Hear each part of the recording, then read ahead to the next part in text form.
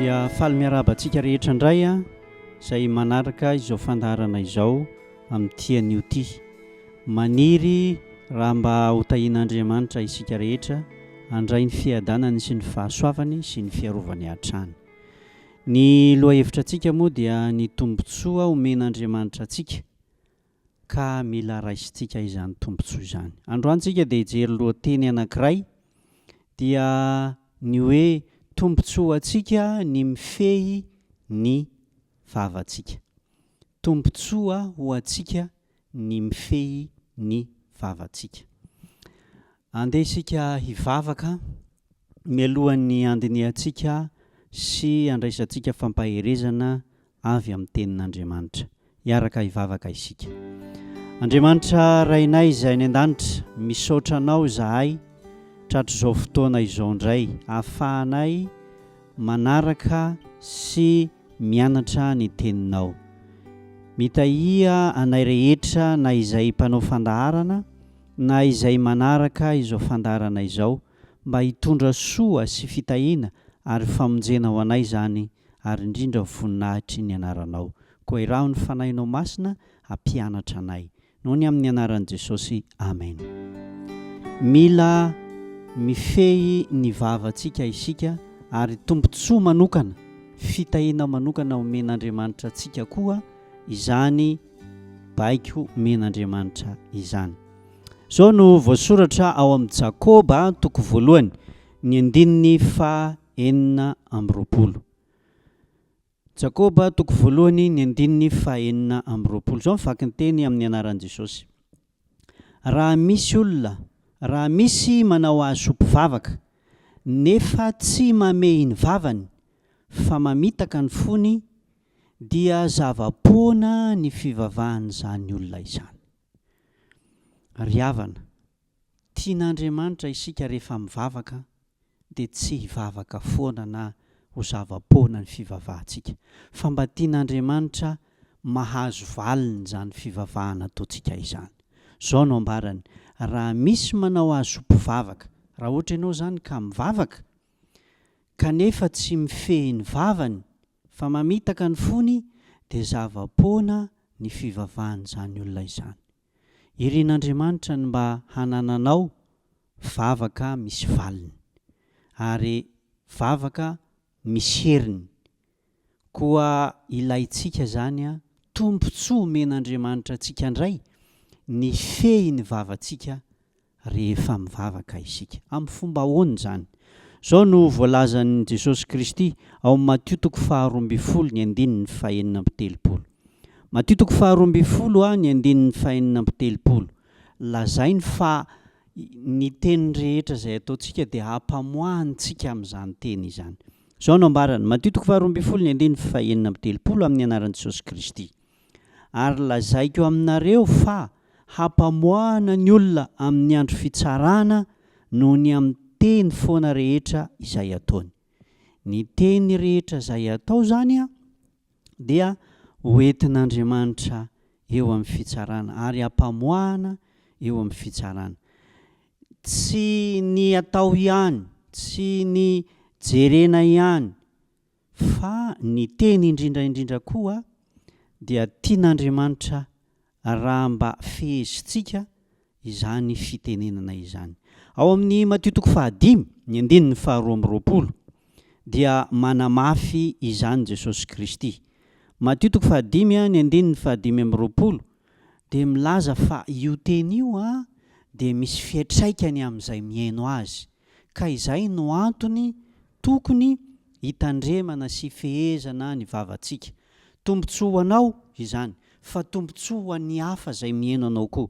Zao no ambarany ao amin'ny Matthieu toko faha-5 ny andininy faha-2 amby roapolo, teny mifono fampitandremana izany teny izany. Fa izaho kosa milaza aminareo hoe izay rehetra tezitra amin'ny rahalahiny dia mendrika ho eloina amin'ny fitsarana. Fa nazovy no anao amin'ny rahalahiny hoe olom-pony ianao dia ho mendrika ho eloina amin'ny synediona. Ary nazovy no anao amin'ny hoe foka ialahy dia mendrika ho amin'ny helo mirehitra afo. Ry havana, ny teny ataontsika dia misy fiantraikany amin'ny hafa. eto zany dia lazain' Jesosy Kristy fa raha milaza isika, milaza ianao fa ny olona anankiray dia adala, dia mendrika ho any amin'ny helo mirehitra afo izany olona miteny an'izany teny izany. Ampitoviany Kristy amin'ny famonoana olona, ampitoviany Kristy amin'ny famonoana olona ny teny maharary atao, ka asaina isika mba hanao teny mamy, teny tsara ary teny feno fankasitrahana. Ilaina fehezina izany fitenenana izany. Ny apôstôly Jakoba ao amin'ny Jakoba 4 dia maneho ny vokatra izay asehony io fitenenana io, na ny ilazany azy moa dia hoe ny lela. Andeha mampajerentsika kely eo amin'ny Jakoba 4 dia ny 9 sy ny 10. Jakoba 4 ka ny 9 sy ny 10. Ary afo ny lela dia faharatsiana tsy hitalany. Eo amin'ny momba ny tenantsika dia ny lela no mampipetipetina ny tena rehetra, ka dia mampirehitra izao zavatra ary rehetra izao, sady arehitry ny helo izy. Zay ny 9. Raha jerena izay teny izay dia amin'ny ankapobeny zany ny mifehy ny toe-javatra eo amin'ny fiarahamonina dia ny lela. Izany mampirehitra ny toe-javatra rehetra miseho. Raha misy fanentanana dia ny lela no manentana azy. Raha misy fahatezerana dia avy amin'ny lela zany, amin'ny fitenenana. Raha misy hafanampo dia avy amin'ny teny zany. Ary raha misy fahavitriana na fampiononana, eny, hatramin'ny fanantenana dia avy amin'ny teny izany. Ka ilaitsika ary tombontsoantsika ny mampiasa ampahendrena izany fitenenana izany, mba tsy handratra ny hafa fa kosa mba ho fitahiana ho anao ary fitahiana ho an'ny hafa. Ao amin'ny 10. Jakoba 4 ny vava iray ihany no ivoahan'ny fisaorana sy ny fanozonana rahalahiko, tsy mety raha misy izany. Ny tian'Andriamanitra, ny tian'ny mpanoratra ny tenin'Andriamanitra ho lazaina dia izao: tsy mety raha vava iray no ivoahan'ny fitahiana, fisaorana sy ny fanozonana. Tsy mety zany, fa tokony ho fitahiana foana no avoaka ny vavantsika. Tokony ho teny mamy, teny feno fitahiana, teny feno fahasoavana. Ao amin'ny Kolosianina 4:1 ny apôstôly Paoly dia miantso antsika mba hanome teny matsiro, mba hanisy tsirony ny fiainana sy ny fifandraisana amin'ny alalan'ny teny. Kolosianina 4:1 zao ny faky ny teny amin'ny anaran'i Jesosy Kristy: aoka ny fiteninareo ho amin'ny fahasoavana mandrakariva, ho mamy sira, mba ho fantatrareo izay tokony havalinareo ny olona rehetra.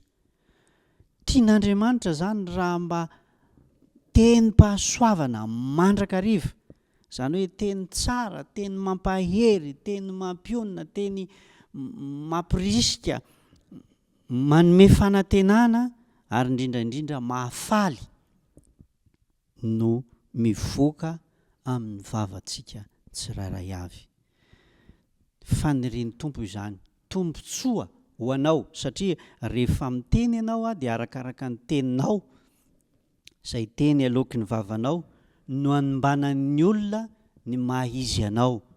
Ary ny soratra masina koa dia milaza an'izany fa ny teninao no hanamarinana anao ary ny teninao no hanamelohana. Ao Matthieu 12:17, Matthieu 12:17 dia hoy izy Kristy amin'izany andalan-teny izany manao hoe: fa ny teninao no hanamarinana anao ary ny teninao no hanamelohana anao.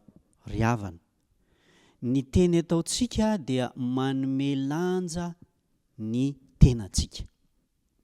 Na isika olona tena manana ny maha-izy azy, manana ny mahazanak'Andriamanitra antsika, maha-kristianina antsika, ary izany teny izany koa nefa rehefa ataontsika tsy amin'ny antony dia hiteraka fahafahambaraka, hiteraka fanamelohana ho an'izay miteny azy.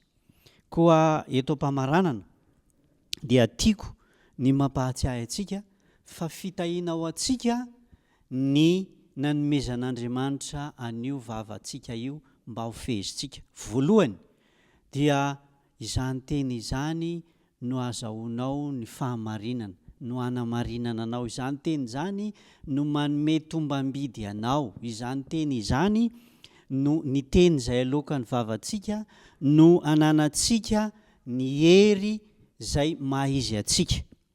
Ary azadino ihany koa fa izany teny izany anefa no manameloka atsika, ary izany teny izany no manambany, mampietry ny mahaizao atsika. Dia izao no antson'ny apôstôly Petera ao amin'ny Petera voalohany toko 7 ny 10 Petera voalohany toko 7 ny 10 fa na iza no maniry fiainana sy tahita andro soa, aoka izy hiaro ny lelany amin'ny ratsy ary ny molony mba tsy hiteny fitaka. Ary havana malala, te hahita soa ve isika? Te hahita fiainana ve isika? Ilaitsika ny mifehy sy miaro ny tenintsika mba tsy hiteny maloto, mba tsy hiteny ratsy, mba tsy hiteny foana, mba tsy hiteny fitaka sy lainga, mba tsy hiteny mandratra. Fa izay teny rehetra ataontsika dia misy fiantraikany amin'ny fiainantsika. Impiripiry tokoa moa isika no mandratra olona, manala ny olona hiala amin'ny fivavahana kristiana no ny teny ataontsika. Impiry tokoa moa tsika no mandratra ny ankohonantsika amin'ny alalan'ny teny izay ataontsika. Ary indraindray dia misy kivy sy ketraka no ny teny izay avoaka ny vavantsika. Miantso antsika ny Tompo fa raha misy olona manao azo mpivavaka nefa tsy mamehy ny vavany fa mamitaka ny fony, dia zava-poana ny fivavahan'izany olona izany. Tian'Andriamanitra ny fivavahako, ny fivavahanao, ny fivavahantsika mba tsy ho zava-poana, ka manasa antsika Andriamanitra mba hiaro ny lelantsika amin'ny ratsy, hiaro ny molontsika tsy hiteny fitaka na handratra ny hafa, fa kosa mba hahita andro soa, hahita fiainana, hahita fifaliana, hahita fitahiana, hahita fahombiazana ary hahita tombam-bidy ambony amin'ny alalan'izany teny izany. Indrindra ho voninahitr'Andriamanitra koa fitahiana ao atsika izany ry hava-malala, ny fananantsika fahaizana mifehy izany fitenenana izany, fahaizana mifehy ny lela amin'izay tenentsika rehetra. Ny faniriana dia mba ho kristianina, ho zanak'Andriamanitra lahy sy vavy, mahay mifehy ny vavantsika isika mba hiteny mamy, hiteny fahasoavana mandrakariva, hiteny mamy sira, ary indrindra mba hahay mamaly amin'ny mpanajana. Ho voninahitr'Andriamanitra, ho fitahianao anao ary ho fampaherezana an'izay rehetra miainanao. Ho aminao anie ny fiadanan'ny Tompo sy ny fitahiny, ka hahita fiainana sy hahita andro soa ianao amin'ny fampiasanao amin'ny mpahendrena izany vavanao izany. Amen. Hiaraka hivavaka isika Tompo. Andriamanitra rainay izay any an-danitra, misaotra anao zahay noho ny fitahinao, satria nomenao toro lalana indray ny amin'ny teninao mba hahazoanay mifehy ny fitenenanay, ahazoanay mifehy ny vava, ahazoanay mifehy ny lela, mba tsy hiteniteny foana na hanaonao foana izay, ka handratra ny hafa na hamitaka ny hafa na hanao tsinotsinona ny hafa, fa izany teny izany no manome tombam-bidy ny fiainanay, manome fanamarinana ny fiainanay. Koa tahio izay mba hahay mifehy izany fitenenana, izany vava izany, araka ny sitraponao. Aoka ny fanahinao masina no ao anatinay, ka ho voafehinay izany noho ny fahasoavanao. Ny fitahinao anie ho aminay rehetra izay manaraka izao fandaharana izao, ary ho anao rery ihany ny voninahitra, ho anay rehetra kosa ny fiadanana sy ny fahasoavana avy aminao, noho ny amin'ny anaran'i Jesosy Kristy no ahafahanay maniry sy mangataka izany vavaka izany. Amen.